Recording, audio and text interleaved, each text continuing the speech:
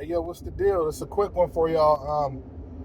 Real quick one, because I'm on the way to another job, so I want to get in and get out. But I got an idea. This is like a public service announcement. This ain't nothing. Some of us have heard this before, but I believe there's something that every business needs. It has to do with marketing. Before I get into that, in the description, some housekeeping, right? I got a link to my free newsletter. We provide tons of value in the newsletter, y'all. Business tips and tricks, and so forth. We talk about, I got personal stories all the way to side business ideas, full-on business ideas, so on and so forth. So I just wanted to get that out there to y'all and provide the value that I provide the value that I said I provide. You can subscribe to it for free. There is no paid plan yet. There's no paid tier yet. You can unsubscribe at any time. Press the button, y'all. So that link will be in the description to subscribe to it. Let's get back to the main topic. So y'all saw I just came in and recommended a newsletter. That newsletter is at about 1,400 subscribers on the newsletter so far. And that's from me promoting it and people that are on it telling other people about it. So we're just gonna keep growing this thing and getting it cracking. The main thing is providing value. So I'm gonna build it and let everybody know what I do with it, but I'm gonna focus on making sure that there's value with it. I don't send 1,000 emails a day or nothing like that.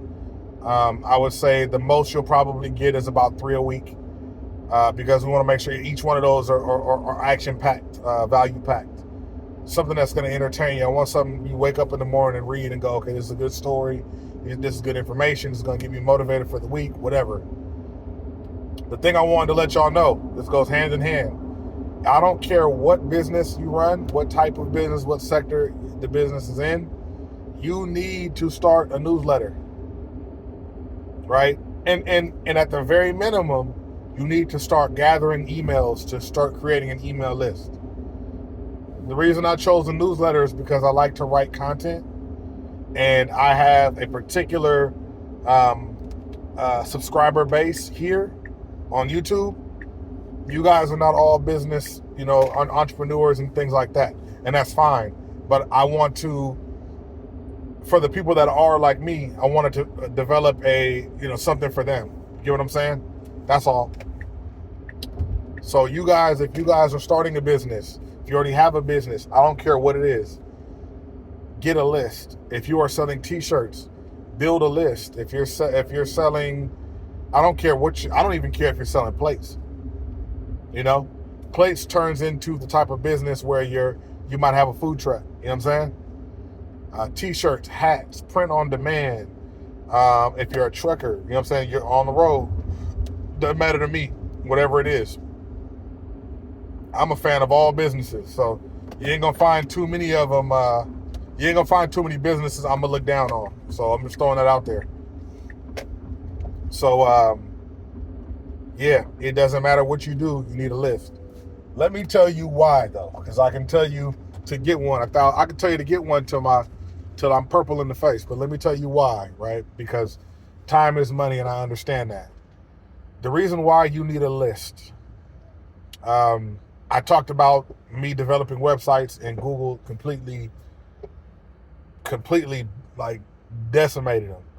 And I could be mad at Google all day, but I still have to get back and get cracking and start building again. So, that's what it was. Now, the reason Google was able to take away my entire following and my whole website, if y'all don't know, in the video I talked about it, but Google changed its algorithm. So now they no longer value websites with a ton of information. Now they value forums and ads and AI and you know what I'm saying, and whatever. So now what they started to do was they have AI that scrapes our websites and gives the customer an answer. So now nobody goes to my website to get information and potentially buy a product. So it completely killed my business. So I watched it go from really good extra money every month to I can't afford to keep it running. And the reason Google was able to take that from me was because I did not, I basically, I didn't, that was my bad.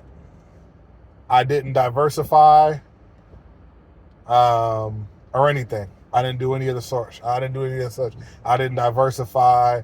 I didn't find, other ways to be scrappy. You know what I'm saying? Um, I didn't find a place to hold the buyers and people interested in my product. And I didn't own, like I owned my website, don't get me wrong, but I did not capture leads from it. I didn't capture emails. I didn't any of that. I didn't do any of that. So I relied on cold traffic to come in and potentially buy a product. And that was my bad. I learned from that. That was my mistake. So when I say capturing emails, right? Let's say you create a Instagram account. Instagram account has 2 million followers. 2 million followers. It's lit. It's up there. Everybody wants something to do with it. It's the hardest thing going. Everybody loves the website, right? Or everybody loves the Instagram content you got. Great, fun, ooh, whatever. Here's the problem. Let's say for some reason, because Instagram has been known to do this, let's say for some reason Instagram decides, we're going to cancel your account. We have suspicious behavior or something. I don't know, right? And they cancel the account. Here's one of the many things that happens is you lose your entire following. Now you can create another Instagram and go through and try to find all of the 1 million subscribers and all that you have, followers that you had and all that stuff and whatever, but you don't have the same likes. You probably can't have the same name. You don't have the same motion. Meaning that account doesn't have all of the accolades that the old account did. What does that mean for you? Well, what that means for you is you're not going to get the type of reach that you used to be able to get. So now you have to start from scratch, obviously, right? What if you took time to capture leads? What if you said, hey, subscribe to this, and then I'll bring this type of value to you? What if I said, hey, subscribe to this newsletter, right? And I send you other content that you might like more than the kind of content you see on Instagram, right? Anything like that. Whatever you're doing, you know what I'm saying? If you did that, let's for example say you do hair, right? If you do hair, and it could be a full-time business or on the side, whatever it might be, you do hair, right? And in doing hair, you want to keep your clients, right? You want to let them know when something's on sale. You can't just be texting people all willy-nilly, right? So you get your email, you get your email list, and you capture leads. Everybody that books an appointment has to submit their email, right? So they submit their email, they book an appointment. You know how it goes, right? Boom. Now you've captured a lead. If you spend 5 years doing hair and you're spending 5 years capturing emails, you'll at least have a few hundred emails. So now you have somebody to say, hey, next month we're doing 50% off on X, Y, and Z. You can email those people that. Let them know when they opt in that they get discounts based off of being part of the list. Let them know, you might send them a coupon code. Let them know anything, right? Anything. There's a bunch of stuff that you could be doing, ideas that you can come up with to where you can take a professional picture of them after their hair is done so they can upload it on Instagram. Boom. Just send me your email and I'll email it to you. You know what I'm saying? I've never done hair, so I'm shooting in the wind right now. But you get what I'm saying, right? If you're cunning enough, if you can kind of sit there and if you have time, if you know your industry, you could do that. So developing a list is something that most people will not tell us about unless we go find the information. A lot of people might not know about it, right? So if you guys own a business or you have a friend or a family friend, whatever, or a family member that owns a business, I don't care if it's a business where y'all got a barbecue business. I don't care. Start creating an email list, because if something happens, especially if you guys have a brick and mortar or something that people come to, right? If that's taken away from you, you have to find a way to let everybody know, because everybody's not going to type in your name somewhere and figure it out. Now, Instagram works great for these type of things, but Instagram is not stable. You don't own your followers on Instagram. And Instagram can delete your followers tomorrow if they want to. So you don't own that. Ownership is everything. Ownership is everything. Put yourself in a position to where if something were to happen to your business, you can still redevelop the same business if you wanted to and have the majority of the same contacts that you had before. I have a newsletter because I want to keep in contact and give information to the people on my email list. So I'm not the standard email list type of guy. But that's because that works for what I do. Now, if I had this business where I'm doing this service for people and I want to let them know, what I have coming up in the future and whatever's going on in the business, that's different, right? Then you just have an email list, right? Where you might email them from time to time and let them know what's going on. These are very important things, for business. If you ever go to Amazon or any kind of website, it'll say, $10 off, enter your email now for your $10 off coupon code or whatever, right? That is them paying you to give them your email address. So your email address is worth time and it's worth money and all that. Your email address is serious. That's why I take it seriously. If you're going to get an email, where I don't want people just opting in for no reason, if you want to see what I'm sending you, then opt in. All right? I just sent out a written story.